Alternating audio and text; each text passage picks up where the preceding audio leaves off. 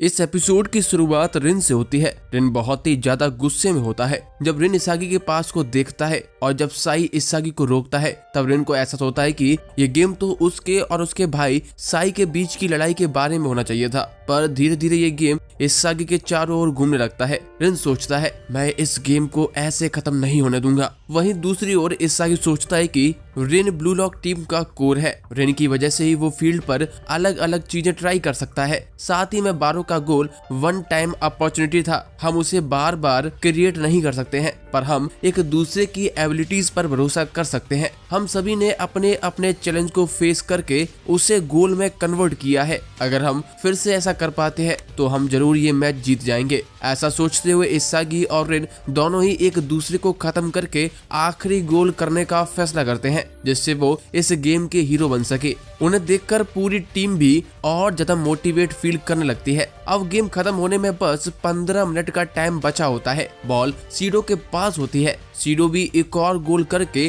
Game को खत्म करने की कोशिश में होता है, क्योंकि दोनों टीम का स्कोर 3-3 होता है। जो भी टीम यहाँ पर एक और गोल करेगी उसके जीतने के चांसेस कंफर्म हो जाएंगे। ऐसा सोचकर साथ में साई और सीडो बॉल लेकर आगे बढ़ने लगते हैं। इसागी बॉल को क्लोजली मॉनिटर करता है, पर तभी साई खुद बॉल को ड्रिबल करते हुए इसागी की तरफ बढ़ता है। ये देखकर इसागी थोड़ा घबरा जाता है। साई कहता है कि जो कोई मुझे फॉलो कर सकता है केवल वही देख पाएगा कि आगे क्या होने वाला है। साई बहुत ही आसानी से इसागी को पीछे छोड़ देता है और फुल स्पीड में गोल की तरफ जाने लगता है। ये देखकर इसागी सोचता है साई अब तक सीरियस नहीं था, उसने गेम के हिसाब से अपने लेवल को बढ़ा दिया है। साई पलक झपकते ही रियो और बारो को पीछे छोड़ देता है। ये देखकर रिन खुद साई को रोकने के लिए आता है, पर रिन भी कुछ नहीं कर पाता। साई के गेम को देखकर रिन सोचता है आखिर तुम मुझसे कितने आगे निकल चुके हो भाई। रिन साई के साथ अपने पुराने दिन याद करता है जब वो दोनों साथ में खेला करते थे। रिन तब भी साई से पीछे था और अब भी उसकी हालत वैसी ही है। ये सोचकर रिन अंदर ही अंदर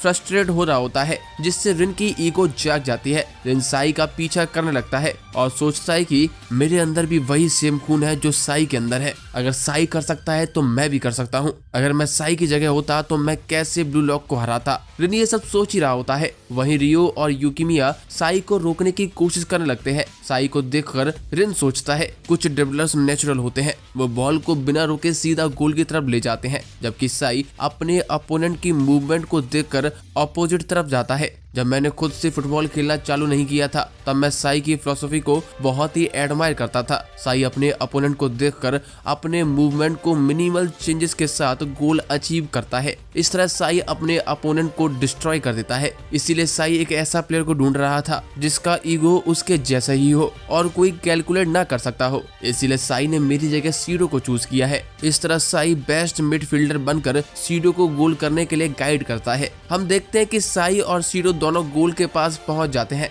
और रिन अभी भी इस बात का जवाब ढूंढ रहा होता है कि वो साई को कैसे रोक सकता है। अगर मैं इटोशी साई होता तो मैं किस तरह गोल करना चाहता। ऐसा सोचते हुए रिन बॉल की तरफ भाग रहा होता है। हम देखते हैं कि जैसे ही सीडो पेनल्टी एरिया में पहुंचता है साई फिर से सीडो को एक बेहतरीन पास देता है। सीडो भी गोल करने के लिए एकदम परफेक्ट पोजीशन में आ जाता है। तभी अचानक से रिन सीधा सीडो के पैर के सामने आ जाता है। रिन कहता है कि मैंने ढूंढ लिया है कौन सी जगह गोल करने के लिए एकदम सही है। तभी सीडो गोल करने के लिए किक मारता है और किक सीधा जाकर रिन के फेस पर लग जाती है। इस तरह रिन गोल होने से रोक लेता है। रिन को देखकर इसागी एकदम चौंक जाता है। इसागी सोचता है कि ये वो रिन नहीं है जिसे मैं जानता था। रिन हमेशा नंबर 1 रहता है, पर इस समय ऐसा लगा कि रिन ने बस गोल बचाने के लिए खुद को सैक्रिफाइस कर दिया हो। क्या सही में रिन ने साई को रोकने के लिए ऐसा किया है? जब से हम सभी ने फ्लो स्टेट में एंटर करने के लिए ट्राई करना शुरू किया है, गेम का लेवल और ज्यादा बढ़ चुका है। इस वजह से साई ने भी खुद को इम्प्रूव किया है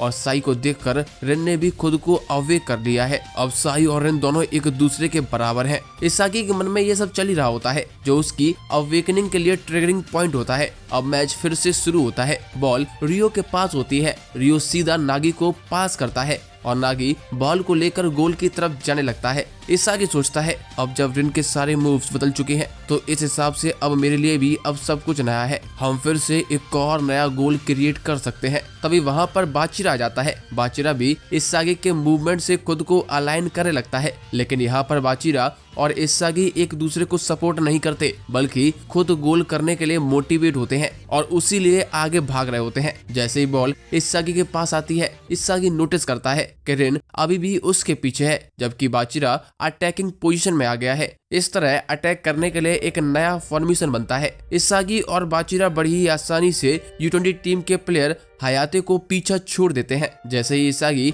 आगे बढ़ता है, वहां पर बारो आ जाता है। King is back. बारो उससे बॉल छीनने लगता है। अब इसागी और बारो बॉल के लिए आपस में लड़ने लगते हैं। ये देखकर बाचिरा खुद गोल करने का फैसला करता है। खुद गोल करने के आइडिया से बाचिरा के अंदर का ईगो जाग जाता है और बाचिरा बॉल को ड्रिबल करते हुए आगे बढ़ने लगता है। टेपे आकर बाचिरा को रोकने की कोशिश करता है, लेकिन बाचिरा उसे भी पीछे छोड़ देता है। ये देखकर तुरंत काजुमा भी बाचिरा को रोकने के लिए आता है, लेकिन बाचिरा बॉल को स्पिन करते हुए घूमकर आगे निकल जाता है। आखिरी डिफेंस के रूप में खुद ओलिवर बॉल को रोकने के लिए आता है। ओलिवर ब्लू लॉक के पूरे गेम को समझ चुका होता है कि सारे लोग 98% ड्रिबल करेंगे और उनके किसी दूसरे प्लेयर को पास करने के चांसेस केवल 2% है। बाचिरा एक मूवमेंट में बॉल को पास करने की सोचता है, लेकिन बाचिरा का ईगो उस पर हावी हो जाता है और बॉल को ड्रिबल करते हुए ओलिवर के ऊपर से निकाल देता है। अब बॉल गोल के बीच में केवल गोलकीपर होता है। गोलकीपर बॉल को पकड़ पाता उससे पहले ही बाचिरा बॉल को आखिरी टच दे देता है। बाचिरा को लगता है कि गोल होने वाला है, लेकिन तभी हम सैंडो को देखते हैं। सैंडो बॉल की तरफ भाग रहा होता है। सैंडो भागते हुए ओलिवर की बात को याद करता है कि एक स्टार प्लेयर दूसरों को देखकर अपने गेम को और ऊपर लेकर जाता है। ऐसा सोचते हुए सैंडो बॉल को रिवर्स किक मारता है, जिससे गोल बच जाता है और ओलिवर बॉल को क्लियर कर देता है। इसके बाद U20 टीम काउंटर करना शुरू करती है। सैंडो बहुत ज्यादा मोटिवेटेड फील कर रहा होता है और कहता है कि वो इतनी आसानी से अपने ड्रीम को नहीं छोड़ेगा। इस तरह सैंडो भी फ्लो स्टेट में एंटर कर जाता है। ओलिवर बॉल को सीधा साई को पास करता है। इस तरह U20 टीम काउंटर करना शुरू करती है। ओलिवर सोचता है कि ब्लू लॉक की वजह से U20 टीम बहुत ही ज्यादा मोटिवेटेड फील कर रही है। एक अकेले स्ट्राइकर ने पहले मिडफील्डर को अवेक किया, मिडफील्डर ने डिफेंडर को और डिफेंडर ने गोलकीपर को। इस मैच से एक बात तो क्लियर है, इस मैच के बाद जापान का फुटबॉल जरूर चेंज हो जाएगा। आगे हम देखते हैं कि युकिमिया और कारासु दोनों साई को रोकने की कोशिश करते हैं, पर साई दोनों के बीच से पास दे देता है। इस बार पास सीडो को नहीं बल्कि U20 टीम के प्लेयर केंटो और टेरू को देता है। ब्लॉक की वजह से पूरी U20 टीम अवेक हो गई थी और साई की नजर में जो भी गोल कर सकता है साई उसे पास जरूर देगा। केंटो और टेरू को रोकने के लिए योरी और आर्यू आते हैं, पर दोनों लोग उन्हें पीछे छोड़ देते हैं। इसके बाद केंटो खुद शॉट लेता है, पर रियो बीच में आकर उसे रोक देता है। ये सब चल ही रहा होता है, तभी अचानक से सैंडो वहां पर आ जाता है। सैंडो कहता है कि इस टीम का स्टार प्लेयर मैं हूँ। ऐसा बोलकर सैंडो शूट करता है, लेकिन नागी और बारो उसके शॉट को रोक देते हैं, जिससे बॉल सीधा साई के पास चली जाती है। साई भी गोल के सामने खड़ा होता है। यह देखकर इसागी साई को रोकने के लिए आता है, पर साई बॉल को ओलिवर को पास कर देता है। हम देखते हैं कि पूरी U20 टीम भी ब्लू लॉक के जैसे खेलने लगती है, जिसमें सभी लोग बस गोल करना चाहते हैं। जैसे ही ओलिवर के पास बॉल आती है, ओलिवर कहता है मैं भी एक फॉर्मर स्ट्राइकर था, और फुल पावर के साथ बॉल को शूट करता है। अब ऐसा लगता है कि गोल हो ही गया, लेकिन सही समय पर रिन स्लाइड करते हुए आता है और बॉल को क्लियर कर देता है। ओलिवर रिन की तरफ देखकर कहता है आखिर तुम यहाँ पर पहुंच ही गए, जिस पर रिन साई की तरफ देखते हुए कहता है आखिर मैं भी एक जीनियस का भाई हूँ। इतने इंटेंस मैच को देखकर स्टेडियम झूम उठता है। सभी लोग एक आखिरी गोल के लिए अपना बेस्ट देने में लगे होते हैं। कमेंटेटर भी ब्लू लॉक की तारीफ करते हैं, पर साथ ही में ये भी कहते हैं कि मैंने U20 टीम को पहले कभी इतना अच्छा खेलते हुए नहीं देखा है। अब गेम खत्म होने में बस 5 मिनट बचे होते हैं। रिन सोचता है जब से मैंने साई के जैसे सोचना शुरू किया है, मैं गोल के डेंजर को फील करने लगा हूँ, पर मैं अभी भी खुद के लिए एक गोल नहीं चुरा सकता हूँ। मैं एक चीज समझ चुका हूँ, मुझे यहाँ पर डिफेंड करना है। अगर मैं डिफेंड नहीं कर सकता हूँ तो हम ये मैच हार जाएंगे। केवल मैं ही हूँ जो साई को रोक सकता है। मुझे उसके जैसे फील करना होगा, उसके जैसे सोचना होगा। आज मैं इटोशी साई को जरूर सरपास करूंगा। रिन साई के पास को एनालाइज करने लगता है, वहीं साई सीधा ओलिवर की तरफ बॉल को पास करता है। रिन को लगता है कि उसने पास को समझ लिया है, और वो बॉल को क्लियर कर देगा, लेकिन बॉल रिन से थोड़ी दूर रह जाती है और सीधा सीडो के पास चली जाती है। रिन को लगता है कि ये मैच खत्म हो गया है और वो अपने भाई से हार गया है, लेकिन तभी वहां पर इसागी आ जाता है। इसागी बॉल को सीडो तक पहुंचने से पहले ही किक मार कर क्लियर कर देता है। हमें बताया जाता है कि इसागी अपनी गट फीलिंग और रिफ्लेक्सेस को फॉलो करते हुए बॉल तक पहुंच जाता है। इसागी रिन को फॉलो करते हुए उसके ब्लाइंड स्पॉट पर पहुंच जाता है जहां पर सीडो प्रेजेंट था। इस तरह इसागी गोल बचा लेता है। आगे बॉल फिर से ग्राउंड पर जाती है। सैंडो बॉल की तरफ भागता है पर योरी पहले बॉल तक पहुंच जाता है। इससे पूरी ब्लू लॉक टीम काउंटर के लिए टूट पड़ती है। रिन इसागी को देखकर सोचता है, तुम मुझे ठीक से हारने भी नहीं दे सकते हो, मैं बस अकेले लड़ना चाहता हूँ। ये बोलते बोलते रिन पूरी ब्लू लॉक टीम को याद करता है जो पूरे मैच में रिन का साथ देने की कोशिश कर रही होती है। रिन को समझ आता है कि वो अकेला नहीं है, पर रिन का ईगो ये मानने को तैयार नहीं होता है और वो इसागी की वजह से बहुत ज्यादा